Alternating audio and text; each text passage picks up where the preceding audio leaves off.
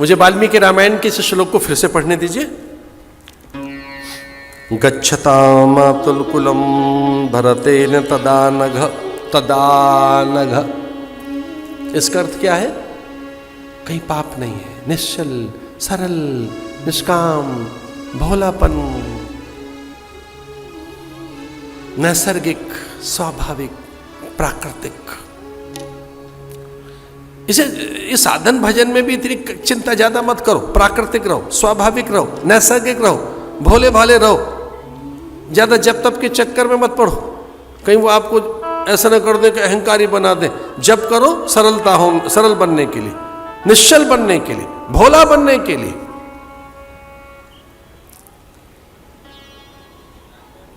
इसमें पता है क्या लिखा है? 2 बातों के लिए तप है शत्रुघ्न का, निर्दोषता और सत्यनिष्ठा। निर्दोष रहिए, निर्दोष, इनोसेंट रहिए, इनोसेंट, ऑनेस्ट रहिए। अगर आपका जब तक आपको ऑनेस्टी की ओर नहीं लेके जा रहा है, आप में भोलापन और निश्चलता पैदा नहीं हो रही है, आप में निर्दोषता नहीं पैदा हो रही है, तो कहीं ऐसा तो नहीं है साधना आपको बिगाड़ रही हो। इतना सरल है। शत्रुघ्नौ नित्य शत्रुघ्नौ नीतः। अपने भीतर के शत्रुओं को जीतने के लिए प्रयत्नशील रहो। पहला साधन यह है कि हमारे भीतर में कोई शत्रु न रहे, हमारे भीतर में किसी प्रकार का वैर न रहे। और इस प्रकार मातुल कुल में भेज दिए गए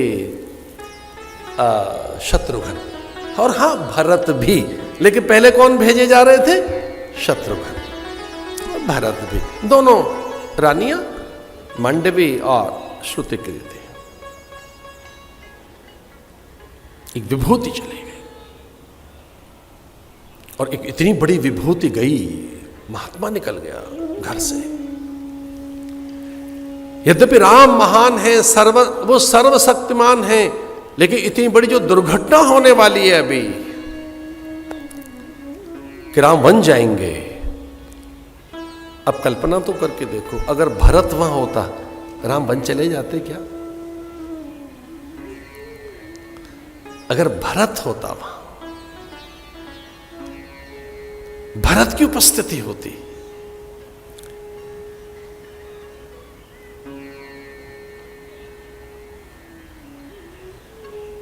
गुरुदेव वशिष्ठ ने देखा सर्वाधिक प्रसन्न कोई है भरत के ननिहाल जाने से तो राम जी हैं।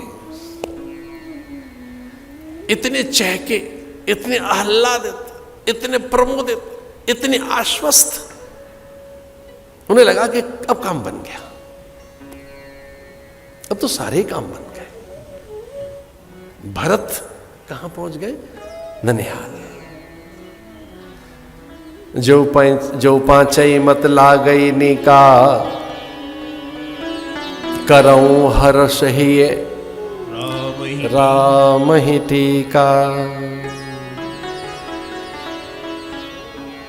मन में विचार आया, गुरुदेव के चरणों में जाकर अपने मन की बात रखी।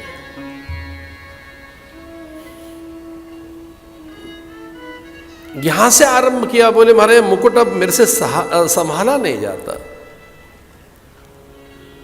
श्रवण समीप भय सित केशा, अस्युपदेश। अपने बालों को दिखाने लगे। यहां श्रवण समीप भय सित केशा। गुरुदेव देखो मेरे यहां बाल सफेद हो गए, इसका अर्थ है उस उम्र में यहां सफेद होते होंगे। वो तो अभी भी होते हैं, लेकिन अब जल्दी हो जाते हैं। श्रवण समीप भयसित केसा, मनहु जरठपन अस उपदेशा। नृपुरराज राम कहु देहु, जीवन जन्म लाभ किन ले। अब गुरुदेव मैं जन्म का लाभ, जन्म की सिद्धि, जन्म का हेतु, जन्म का प्रयोजन, जन्म का शेष कर्तव्य पूरा कर लेना चाहता हूं।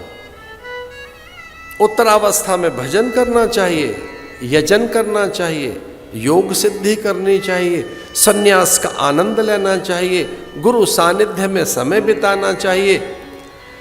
अब आपकी आज्ञा हो तो मैं ये मुकुट राम के माथे पे रख दूं। और ऐसे कहकर 5 लोगों की सम्मति ली। जो 5 ये मेरा मत ये 5 लोगों को अच्छा लगता हो। कौन कौन? पहला कौन? ये ऋषि मुनि, ये जो विप्रगण हैं, ये जो ऋषि मुनि हैं, ये जो आचार्य हैं, आप्त पुरुष हैं, जो वेद मूर्ति है,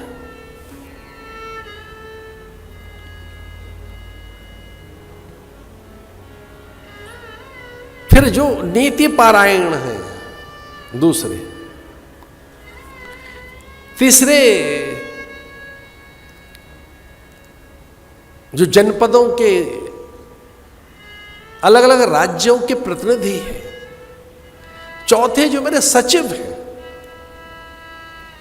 और 5वें परिवार के लोग। जो 5 मत लागहि नीका, करऊं हर्ष ही राम ही टीका। जो 5 मत लागहि नीका,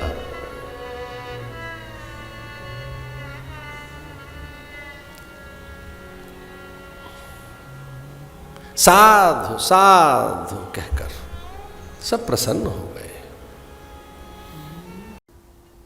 जैसे कि संतानों को स्वाभाविक अधिकार है पिता की संपत्ति पर, वैसे ही विश्वास कीजिए भक्त को भी स्वाभाविक अधिकार है भगवान की हर वस्तु का, हर वस्तु का। उतना एक संबंध में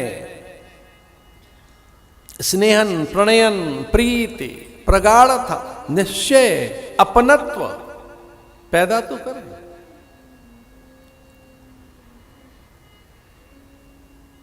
उसे कोई संकोच नहीं है, मेरे तो गिरधर गोपाल दूसरो न कोई, मेरे वही है। एक अनन्य अनुराग हमें अपने इष्ट के प्रति रखना होगा। इष्ट हमसे दूर नहीं है, उसकी कृपा से हम वंचित नहीं हैं, और इष्ट के अनुगत हैं, हम उसके आश्रय में हैं, उसके आश्रय में हैं। उसके आश्रय में रहना सीखो। हम उनके आश्रित हैं, उसके सहारे रहना सीखो। अवलंब उसी का लीजिए, अवलंब माने सहारा, और किसी का आलंबन मत लो। और जब हम ऐसे इस विश्वास में रहते हैं, जब हमारा भगवत आलंबन सिद्ध हो जाता है कि हम भगवान के आश्रित हैं, बल्कि भक्त तो यहां तक कहता है चरणाश्रित हूं मैं तो, आश्रय में भी मैं तो चरणों के आश्रित हूं, उनकी कृपा के आश्रित हूं। तो अगर हम उनके आश्रित रहना सीख लें, ये विश्वास हो जाए कि भगवान मुझसे दूर नहीं है, मेरा इष्ट और उसके अनुग्रह से मैं वंचित नहीं हूं, उसकी कुछ चीजें नहीं, उसकी सब वस्तुएं मेरी हैं, तो ऐसे अनिष्ट की कल्पना कभी नहीं हो सकती। आप अगर हमें अनिष्ट की कल्पना हो रही है, भय की कल्पना, असुरक्षा की, अभाव की, अल्पता, किसी प्रकार का कष्ट, दुविधा, तो कितनी दुर्बलता है हमारी भक्ति में। यह हमारी भक्ति का दौर्बल्य पक्ष है कि जब भगवान हमारे हैं तो ये दुर्बलता अज्ञान के कारण हम में पैदा हो गई।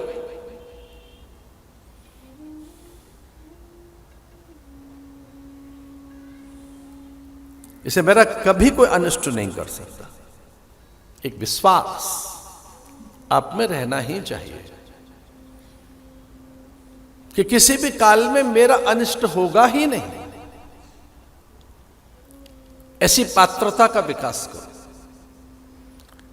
और जब ऐसा विचार करोगे तो भगवान का विधान अच्छा लगने लगेगा। उनके विधान में न्यूनता नहीं दिखेगी, त्रुटि नहीं दिखेगी। उनके विधान में आपको मांगल्य, मोद, कल्याण और अपना उत्थान ही दिखाई देगा। तो जो उनकी विधि व्यवस्था है, नियंता की नियति, गति, व्यवस्था, भोग, भाग्य और प्रारब्ध, जो कुछ भी आपको प्राप्त है उसमें सर्वथा आपके हित छुपे हुए हैं। इसलिए एक दिन अपने मन को कह दो कि भगवान का विधान सर्वथा कल्याणकारी है, निर्दोष है और उसमें मेरे सर्वथा हित छुपे हुए हैं। भाई मेरा अहित नहीं होना है,